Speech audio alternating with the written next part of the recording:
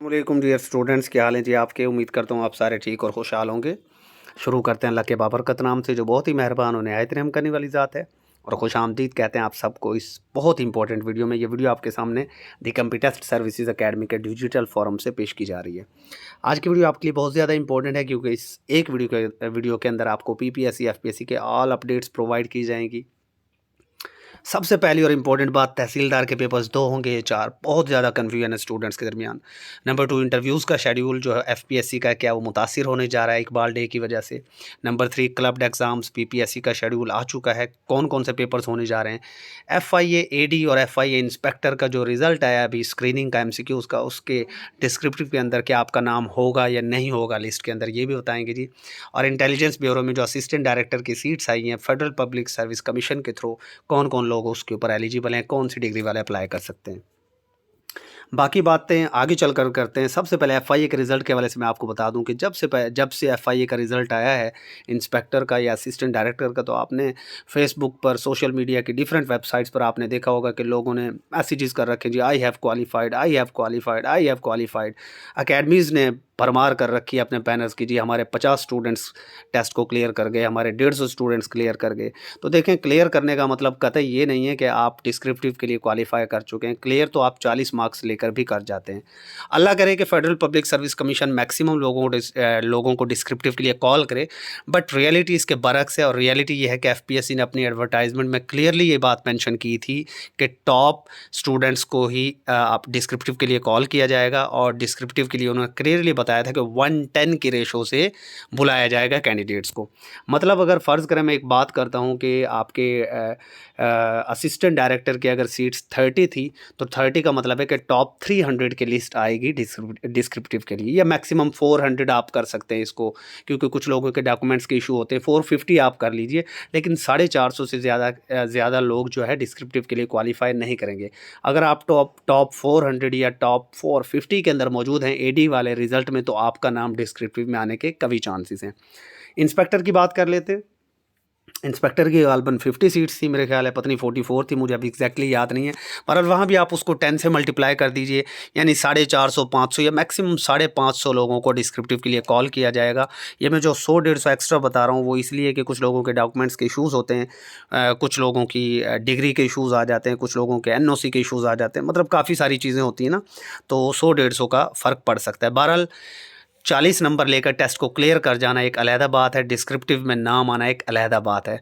तो ये चीज़ें बिल्कुल जो है आपको गुमराह किया जा रहा है डिफरेंट अकेडमीज़ की तरफ से भी जी, कि जी हमारे तो जी जनाब सारे स्टूडेंट्स क्वालिफाई कर गए, और जी ये मुख्तलिफ मैसेजेस आप लोग देख रहे होंगे, तो इससे आप धोखा ना खाएं।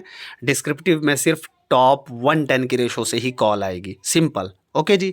नेक्स्ट बात कर लेते हैं इंटेलिजेंस ब्यूरो की, जो अभी एडवर्टाइजमेंट आई है उसके अंदर आप में से कौन कौन अप्लाई कर सकता है, कौन सी डिग्री वाले अप्लाई कर सकते हो। तो सिंपल सी बात है, अगर आपके पास कोई भी डिग्री है, मास्टर्स डिग्री, 16 साल डिग्री, चाहे आपके पास लॉ की डिग्री है, आपके पास कॉमर्स की डिग्री है, आपके पास इकोनॉमिक्स है, बिजनेस एडमिनिस्ट्रेशन है, पब्लिक एडमिनिस्ट्रेशन है, मैथमेटिक्स है, फिजिक्स है, केमिस्ट्री, कोई भी सब्जेक्ट आपका है, but 16 years grade C degree आपके पास अगर मौजूद है, तो आप एलिजिबल हैं assistant director federal government organisation, जिसे आप इंटेलिजेंस ब्यूरो के नाम से भी जानते हैं। बहुत अच्छी सीट है, और बड़े इसके मतलब इसके पर्क्स एंड प्रिविलेजेस अच्छी खासी होती हैं, सैलरी भी बड़ी मुनासिब होती है, और काम भी बड़ा मुनासिब है, और पावरफुल पोस्ट है, अच्छी पोस्ट है। अब बहुत सारे स्टूडेंट्स आ जाएंगे कि सर क्या ये सीएसएस एंड पीएमएस से ज़्यादा पावरफुल होता है। तो इस तरह के क्वेश्चंस जो है, ये मैं माजरत के साथ बेटा बचगाना क्वेश्चंस होते हैं।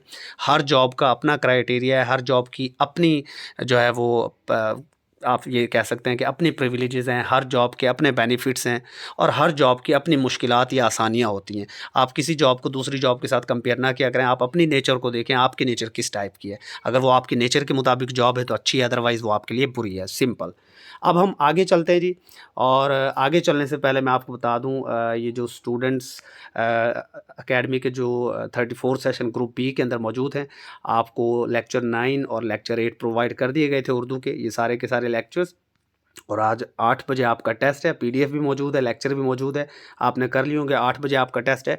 60% अगर आप लोग इस टेस्ट में लेते हैं तभी आप पास होते हैं, और अगर आप ज़्यादा मार्क्स लेते हैं, यानी 76 टू 100% लेते हैं, तो आप टॉपर्स में होते हैं और आपको मैक्सिमम मेहनत करनी चाहिए।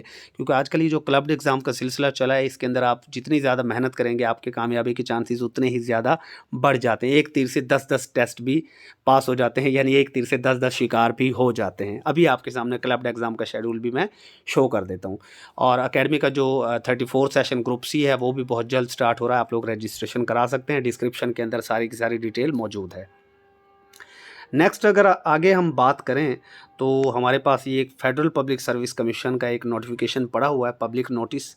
और यहाँ पर इन्होंने लिखा है कि जी ये जो आपके इंटरव्यूज़ होने हैं फेडरल पब्लिक सर्विस कमीशन के, जो 9 तारीख को होने, ये किसी भी तरीके से डिस्टर्ब नहीं होंगे, बल्कि अपने टाइम पर ही होंगे, चाहे छुट्टी है या नहीं है। छुट्टी बेशक अनाउंस कर दी गई है गवर्नमेंट की तरफ से, but federal public service commission ने क्लियरली यहाँ पर कह दिया कि जो आपके इंटरव्यूज़ हैं वो शेड्यूल के मुताबिक ही होंगे। लिहाजा जो कैंडिडेट्स हैं उनको नसीहत की जाती है कि वो अपने इंटरव्यूज़ देने के लिए ज़रूर पहुँचें और छुट्टी के चक्कर में ये ना सोचें कि जी इंटरव्यू कैंसिल हो गए। इस तरह की कोई चीज़ नहीं है। ओके जी। उसके बाद नेक्स्ट हम बात कर लेते हैं जी, एक फेडरल पब्लिक सर्विस कमीशन की तरफ से और भी एक नोटिफिकेशन जारी किया गया और इसके अंदर जो डिसेबिलिटी कोटा है 2%, उसकी इम्प्लीमेंटेशन एंड ऑब्जर्वेंस की बात की गई है। तो जी जो डिसेबल लोग हैं उनके लिए उनको मुबारक हो जी, 2% कोटा आपका यहाँ पर इन सारी सीट्स के ऊपर आपको मिल चुका है। ठीक है जी, आप इसकी डिटेल देख लीजिएगा, स्क्रीनशॉट आप बना लें। तो डिसेबल लोगों को 2% कोटा मिलना एक बड़ी खुशाइंद बात है और ये बड़ा सुनहरी मौका होगा जो भी डिसेबल कैंडिडेट्स हैं उनके लिए। ठीक है जी।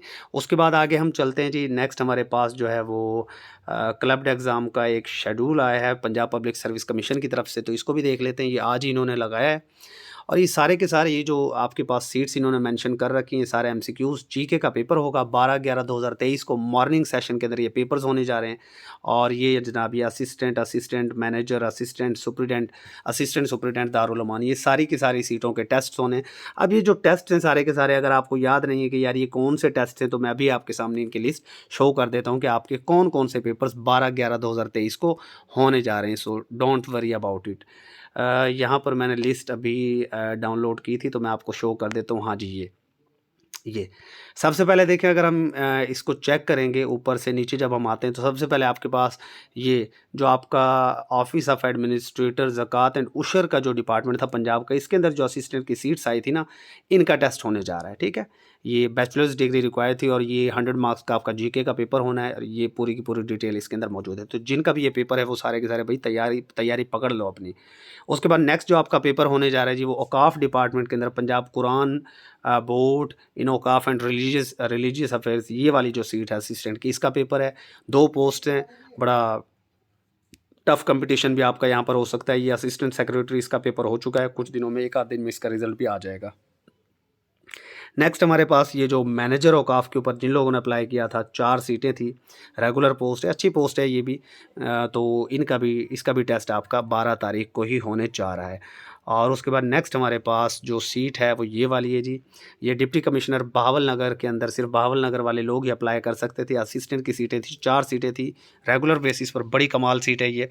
तो इसका भी जीके का पेपर है। ये सारे के सारे पेपर्स आपके इंशाल्लाह 12 तारीख को होने जा रहे हैं। एक और पेपर है आपका, ये रहा जी, असिस्टेंट सुपरिटेंडेंट दारुल अमान, इसके अंदर 2 सीटें थी और जीके बेस्ड पेपर है। तो ये भी पेपर आपका जो है कब होने जा रहा है जी, आपका ये पेपर भी इंशाल्लाह क्या कहते हैं इसको, 12 तारीख को होने जा रहा है। तो ये सारे के सारे जो मैंने आपको अभी शो किए, सारे पेपर इंशाल्लाह आपके 12 तारीख को होने जा रहे हैं। तो तैयारी कर लें जी, अच्छे तरीके से अपनी रिवीजन कर लें। हाँ जी, मैं भूल ना जाऊँ, एक तहसीलदार का मसला चल रहा है जी, तहसीलदार के कितने पेपर हैं। तो एक ख़बर चल रही है जी कि तहसीलदार के 2 पेपर्स होंगे, बड़ी ज़ोरों शोर से ये ख़बर चल रही है। तो मैंने इसको कन्फर्म करने की कोशिश की है डिफरेंट सोर्सेज से। तो मेरे सामने अभी तक जो बात आई है ना, वो ये बात आई है कि अभी दो पेपर्स की बात है ना, वो सिर्फ़ और सिर्फ जो तहसीलदार मिनिस्ट्रियल कोटा की कुछ सीट्स आनी है, तकरीबन 32-34 सीट्स आने वाली है मिनिस्ट्रियल कोटा की। उसके अंदर सिर्फ स्पेसिफिक डिपार्टमेंट्स के लोग ही अप्लाई कर सकते हैं। ये 2 पेपर्स की बात फ़िलहाल उनके लिए ज़ैर गौर है। लेकिन मैं यहाँ पर ये बात भी कर दूँ कि अगर ये उनके लिए 2 पेपर्स किए जाते हैं पीएमएस मिनिस्ट्रियल के लिए, तो फिर जो ओपन आपका तहसीलदार मिनिस्ट्रियल के लिए किए जाते हैं 2 पेपर्स, तो तहसीलदार तहसीलदार ओपन कोटा में भी फिर 2 पेपर्स ही होने चाहिए। अभी ये बात खुलकर सामने नहीं आ रही है कि जो 2 पेपर्स हैं कि तहसीलदार मिनिस्ट्रियल के लिए होने जा रहे हैं या तहसीलदार ओपन कोटा की सीट्स के लिए होने जा रहे हैं। बहरहाल ये अगर 2 पेपर्स ये मिनिस्ट्रियल के लिए करते हैं तो ऑफ कोर्स इनको तहसीलदार ओपन कोटा पर भी 2 ही पेपर्स करने पड़ेंगे, फिर इनकी मजबूरी हो जाएगी। लोग ज़ाहिर है अदालत चले जाएंगे और फिर आगे नायब तहसीलदार की भी कुछ कोटा की सीट्स आने वाली हैं और मे बी कुछ सीट्स नायब तहसीलदार की वैसे भी खाली हो रही हैं, तो हो सकता है इन फ्यूचर 6 महीने साल में नायब तहसीलदार की सीट्स भी अनाउंस हो, तो फिर वहाँ भी यही मसला क्रिएट होगा। लिहाजा पीपीएससी इसके ऊपर अभी गौर व फिक्र कर रहा है। इंशाल्लाह इसी वीक में ये चीज़ क्लियर हो जाएगी कि पेपर्स 2 होंगे या 4। अभी तक कोई कॉरिजेंडम पीपीएससी की तरफ से नहीं आया। फ़िलहाल आप 4 पेपर्स के हवाले से अपनी तैयारी जारी रखें और फ़िलहाल जो खबरें आ रही हैं वो यही हैं कि तहसीलदार मिनिस्ट्रियल के पेपर पैटर्न के ऊपर गौर किया जा रहा है, ना कि ओपन कोटा के ऊपर। लेट्स सी क्या होता है। बहरहाल मैं ये आपको बता दूं, अगर मिनिस्ट्रियल के अंदर चेंजिंग होती है तो फिर तहसीलदार ओपन कोटा में भी पेपर 2 ही होंगे इंशाल्लाह। फिर ऑफ कोर्स उन्हें ये करना पड़ेगा, अदरवाइज़ उनके लिए मसाइल पैदा हो जाते हैं। बाकी जो सब इंस्पेक्टर के हवाले से जो लोग पूछ रहे थे कि जी सर एसआई की सीट्स कब आएंगी और क्या उनकी एज 25 से बढ़ाकर अब 30 कर दी गई है, तो देखें इसके लिए थोड़ा सा आप वेट करें। 25 से 30 होगी या नहीं होगी, एडवर्टाइजमेंट इंशाल्लाह जल्द आपके सामने आ जाएगी। जब किसी डिपार्टमेंट में एक किस्म की सीट्स अनाउंस कर दी जाती हैं तो दूसरी सीट्स भी जल्द ही अनाउंस कर दी जाती हैं। तो इंशाल्लाह अब इंस्पेक्टर की सीट्स आ चुकी हैं, तो सब इंस्पेक्टर की सीट्स भी बहुत जल्द आपके सामने आएंगी। मज़ीद अपडेट्स के लिए चैनल को सब्सक्राइब कर लें, बेल आइकन को प्रेस कर दें। स्टे ब्लेस्ड, अल्लाह हाफिज़।